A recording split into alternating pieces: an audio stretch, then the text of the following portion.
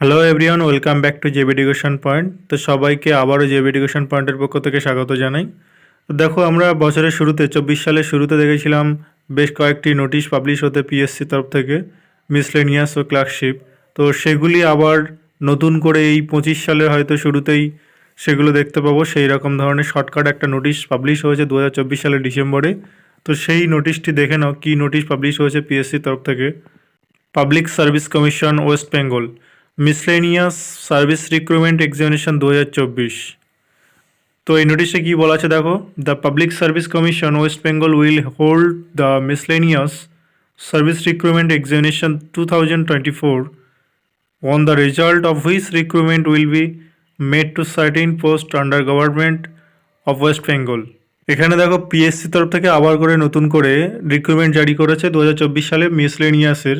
Next দেখো কি বলা আছে, detailed information regarding age limit, qualification, scale of pay, fees through online scheme and syllabus of the examination ETC will be available in the commission's website https://psc.wb.gov.in in due course.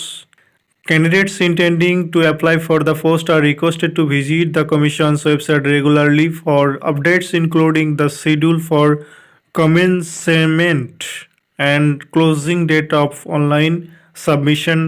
তো এখানে বলছে detail information regarding age limit, qualification, pay scale, fees বা syllabus, examination কবে কী হবে না হবে সব কিছু পিএসসির অফিসিয়াল ওয়েবসাইট যেটা রয়েছে সেটাতে প্রত্যেক দিন বা রেগুলারলি আপডেট থাকতে বলছে। এখানে আরেকটা বিষয় ভালো করে উল্লেখ করা আছে, যেটা হচ্ছে অনলাইন ফর্ম সাবমিশন ডেট এবং ক্লোজিং ডেট।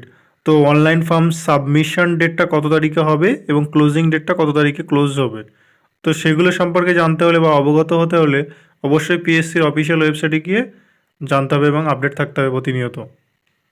যদিও পিএসসির মিসলেনিয়াস পরীক্ষার জন্য কোনো রকম সিলেবাস বা কোনো রকম কিছু জানানো হয়নি এই মুহূর্তে, তবুও আমরা জানি যে 2024 সালে যে পরীক্ষাটি হয়েছিল তার এডুকেশনাল কোয়ালিফিকেশান ছিল ইউজিসি স্বীকৃত যে কোনো বিশ্ববিদ্যালয় থেকে গ্র্যাজুয়েশন পাস করতে হবে অবশ্যই। আর এজ লিমিট ছিল 20 থেকে 39 বছরের মধ্যে বয়স হতে হবে।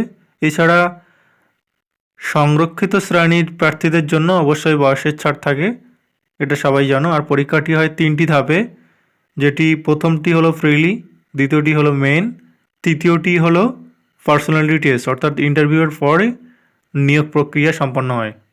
তো ভিডিওটি ভালো লাগলে অবশ্যই একটি লাইক করো এবং এরকম ধরনের চাকরি সংক্রান্ত ভিডিও আপডেট পেতে অবশ্যই চ্যানেলটিকে সাবস্ক্রাইব করে রেখো।